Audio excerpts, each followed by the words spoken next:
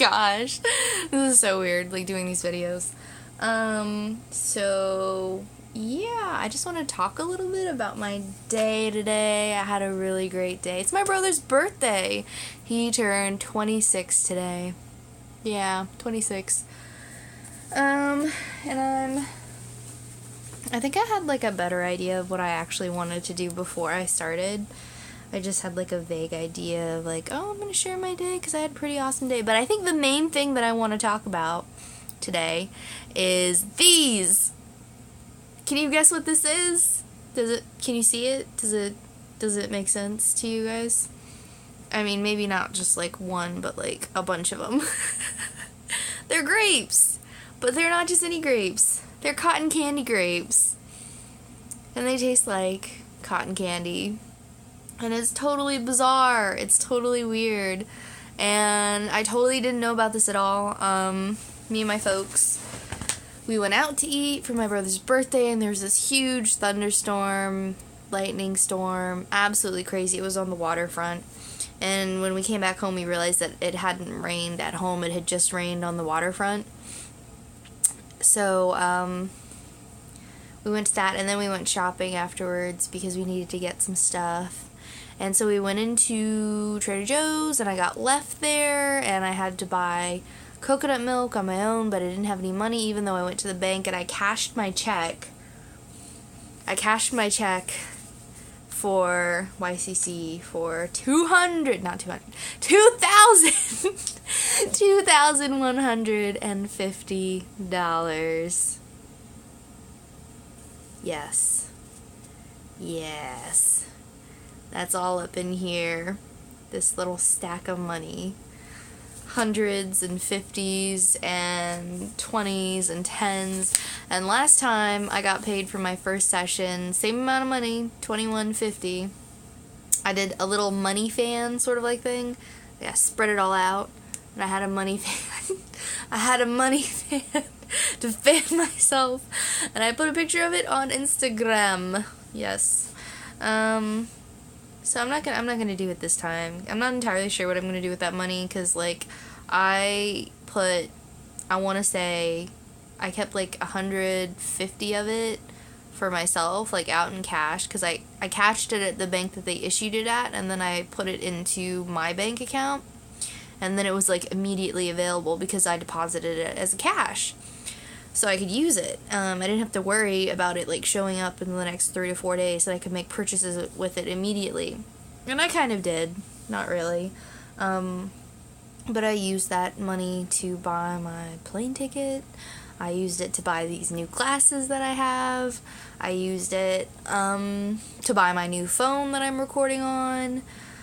And I still have a couple hundred left there, and I'm going to use that for traveling money, which means that I have $2,100 left to do whatever with.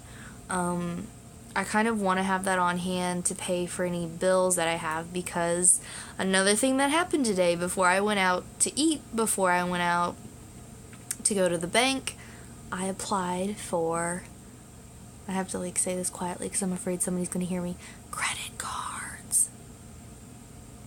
And I have a credit card, like, as a joint account with my mom.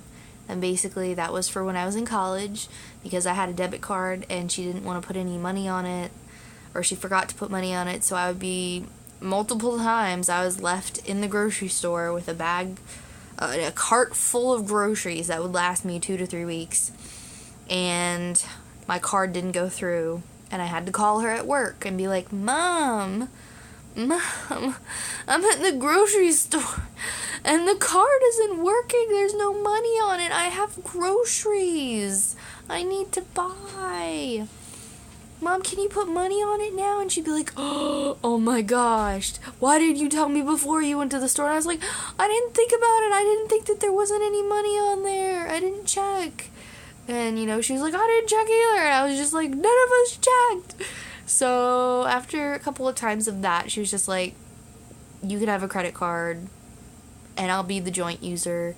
So I would charge stuff on it and she would pay it, and it built my credit. And I have a pretty decent credit score right now, partially because of that. Although, when you get a credit card or when you have like a credit score for the first time, it's a neutral one. It's not good, it's not bad.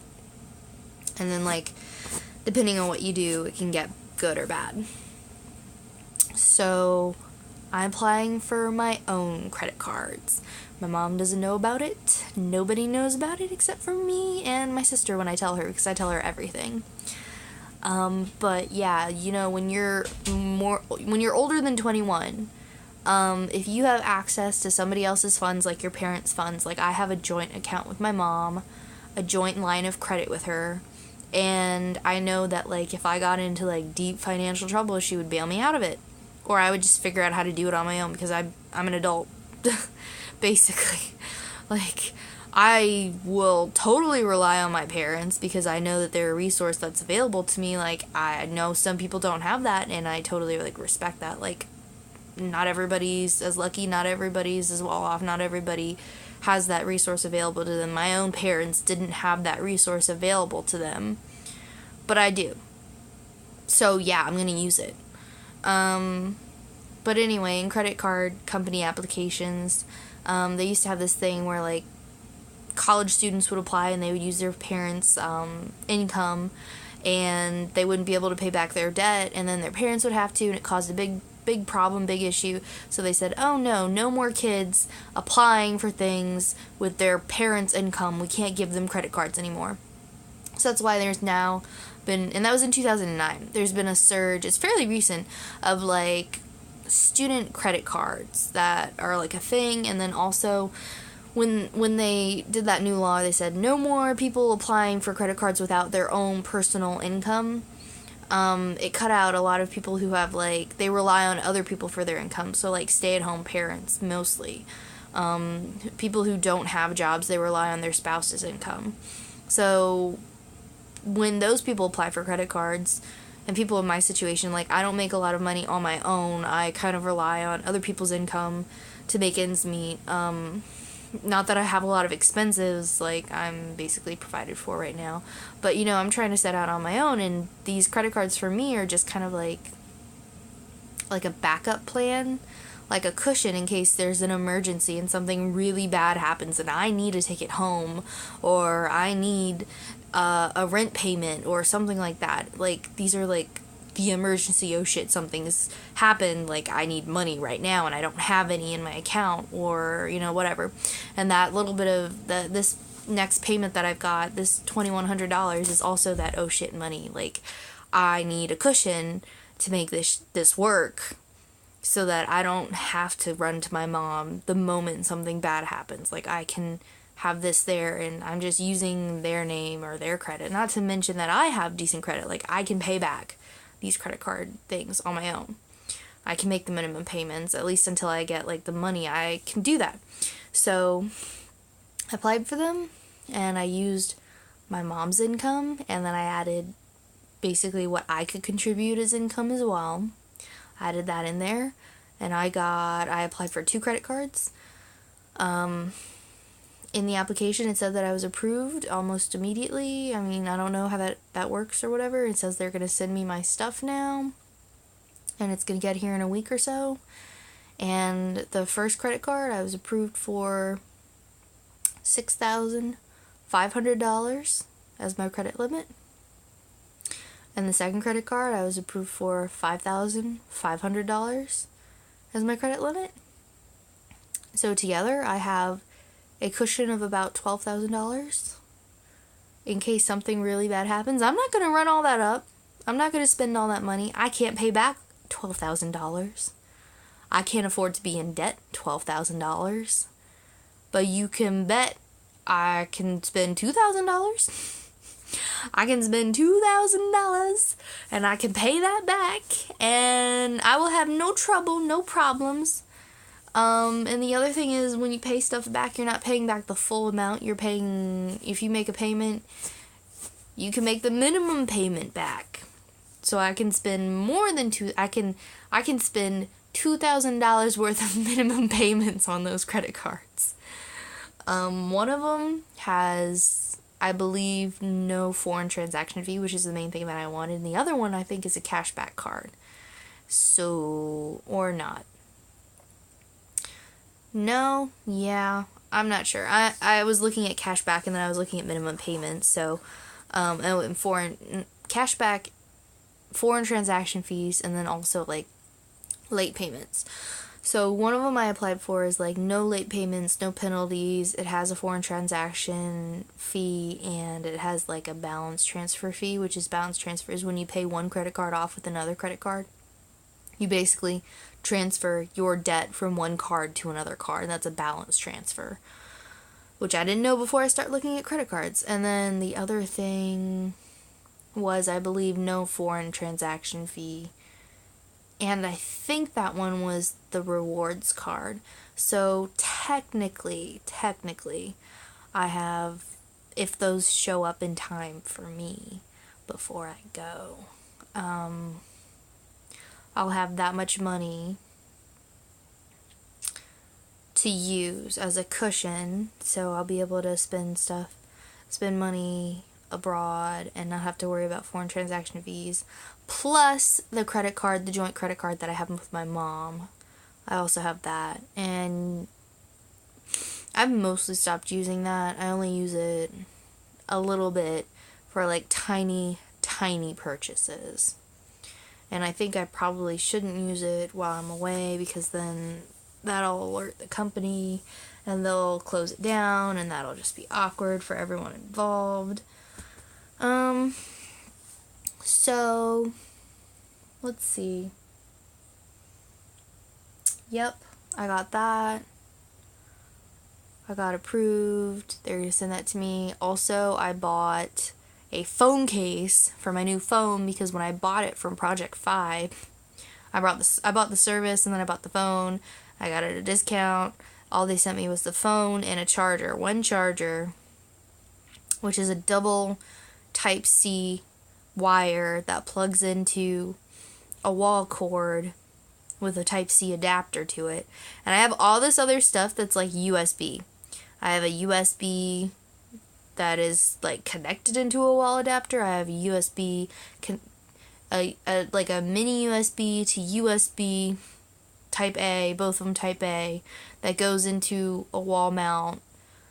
So I decided to get one of the supported, endorsed by Google Nexus, tart, endorsed by Google Nexus phone cases, because this phone doesn't have its own case. It didn't come with a case. And then I also got a Type-C to USB wire, which I can use to plug into any USB to wall block charger adapter. Other than that, I'm working on my AmeriCorps paperwork so that I can get my Siegel Education Award, so that I can have money to pay off some of my student loans.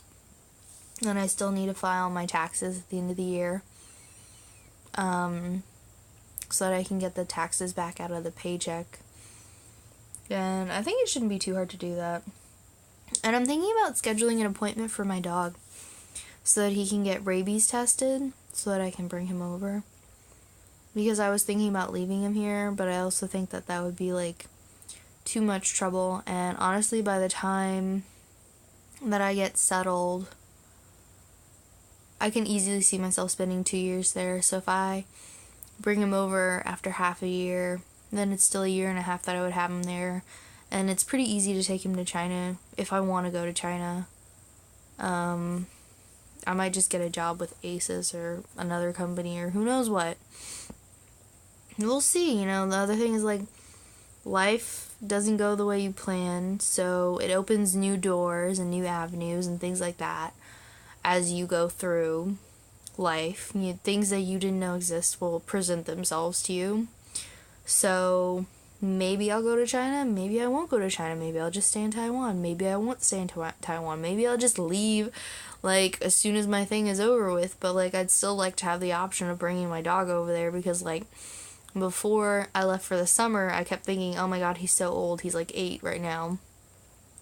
And now that I'm back from it, I see him and I'm like, oh, he's not that old. He's still cute and round and fuzzy, and he still needs me to take care of him because nobody around here is going to take care of him, and my sister is in enough deep shit that, like, she can't hardly take care of herself. She's got, like, enough problems.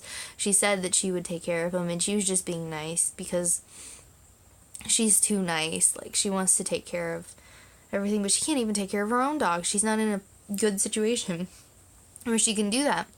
So I'm gonna have to just go with the plan that I had originally done, which was I was gonna bring him over with me, and I can't just leave him here with my mom because she's gonna go crazy in a few years. I can see it already. She's already gonna go crazy. Also, I saw these articles on Facebook about people talking about chink eyes and how, like, white people or not Asian people, anyone who's not Asian who does not justify that they got chink eyes. You know, I got chink eyes. You know why? Because I'm half Asian. I can say that. I can say I got chink eyes, but if you say that I got chink eyes, you know I'm gonna be upset, okay? And the other thing is, like, you can't be going around saying I got chink eyes, okay? So what? I got chink eyes. My grandpa had chink eyes. You know? My grandpa's eyes were so chinky, he had to get eyelid reduction surgery. So, seeing these articles where people are like, oh, I'm so chink-eyed when I laugh and when I smile and when I'm smizing and all this other bullshit, I'm just like, you can find a different word. You can find a word that is not derogatory towards... How about you find a word that's derogatory towards white people, alright?